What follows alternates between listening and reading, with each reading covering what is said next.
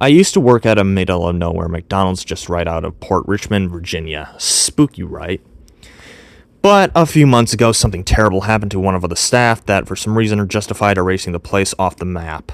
Not to say that I'm sad to see the place gone. Now, the thing about fast food is that it attracts two kinds of people. Poor but intelligent people who are working towards a bigger picture, and total fucking losers who have given up hope. But I belong to the latter group, but Grace, man, she was the queen of the former.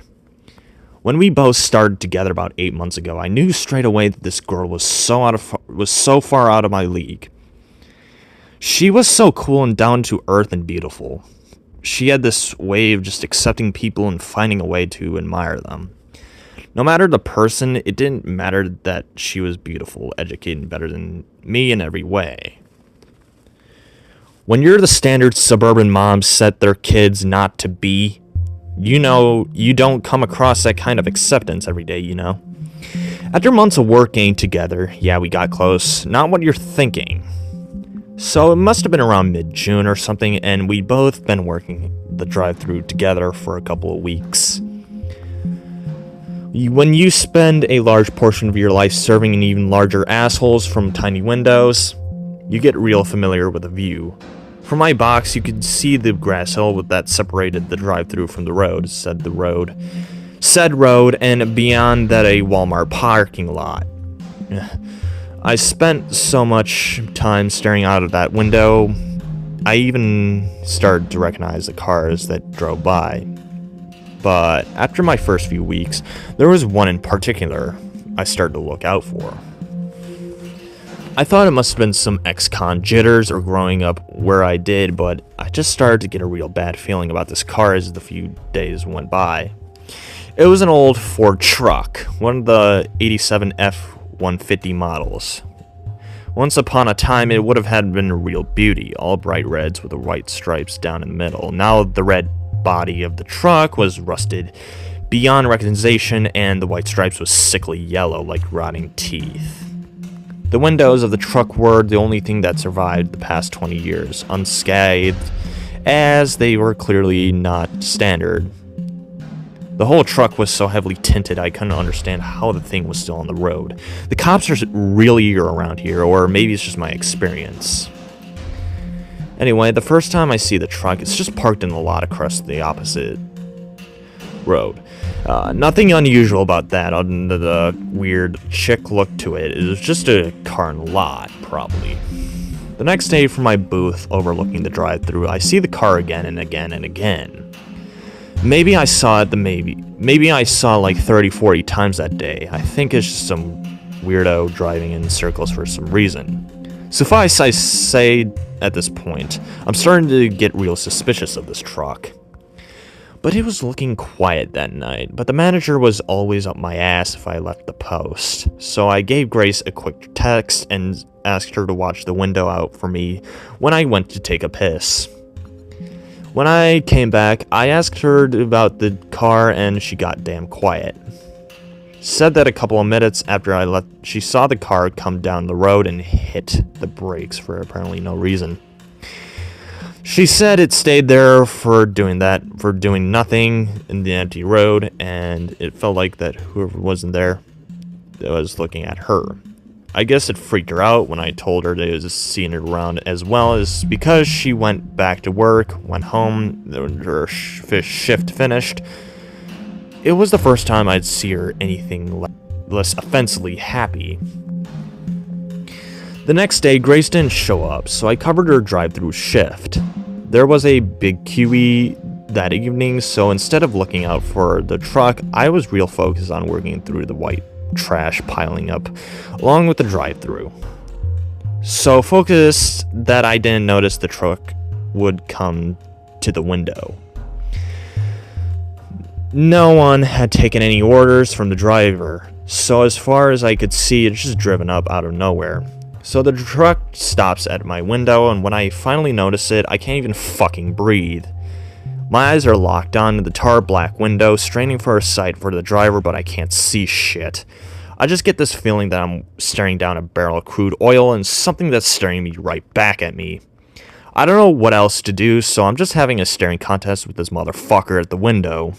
Then as suddenly as it appeared, the car races off, tires screeching as it plows over the grass across the lane, and races off the night. I tried to tell the manager, but of course he just tells me to get a grip and deal with my shit. What a fucking asshole. The next day, Grace came back to the work, and she seemed back to her old self. I was still reeling from last night, and I told her that what had happened, we were both pretty spooked. But after a quick smoke, we both agreed that it was probably just some creep playing a joke on us, but we'd both keep an eye on it in case. I saw her briefly that night. It was driving real slow down the road beyond the hill. Its lights were off, so I could only see the truck by the lights of the car behind. Behind it was the traffic was building up, and you can even hear the horns blaring, followed by curses that were cut short as people got close enough to see the windows. Before long, the truck raced off again, apparently done for the evening.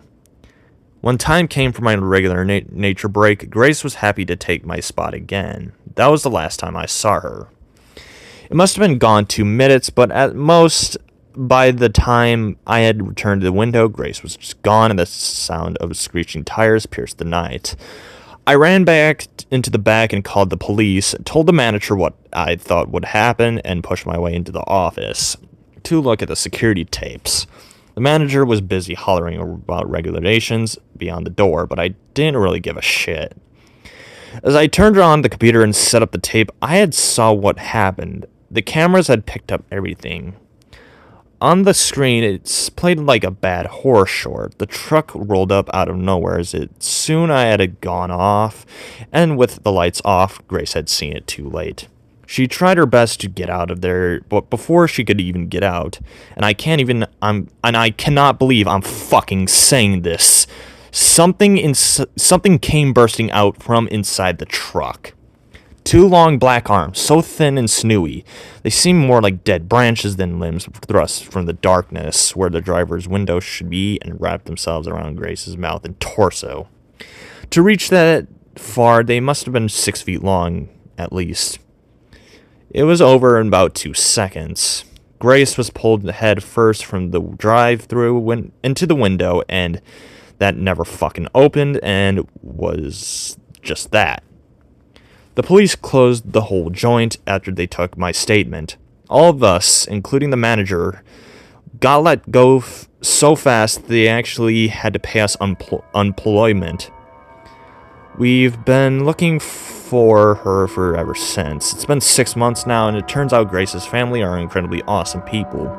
One of her uncles had taken me on a mechanic. No more McAssholes for me. It turned out that one of my friend's dad, Justin, was working the case. The guy hates me, but Justin had finally managed to plow him for information. Today, after we met up and spoke about it, I'm convinced that what happened in the booth was even more sinister than I had ever imagined. The police haven't turned up anything. Turns out the plate number and I gave them for the truck actually belongs to a car on the other side of the country. They never even managed to see the damn thing on any other cameras around the area, and they've checked them all up. It's like the car picked her up, blasted out of the drive-thru, and just vanished. Well, there was one tape they didn't look into as briefly. According to Justin, his dad told him that the whole department is up in arms because a couple of suits came in and confiscated the original tape maybe 2 days after the kidnapping. Told the whole force to drop the case and leave it for the feds. No one believes me, not even Grace's family, even the cops that saw the tape and keeping real quiet for some reason, but I'm not crazy. I saw that window and I know that whatever took Grace from the booth that day wasn't anything natural. These days, I'm looking for something at the road, and even when I'm working at the garage, I've got an eye out on the horizon, waiting for the car with the tarp black windows.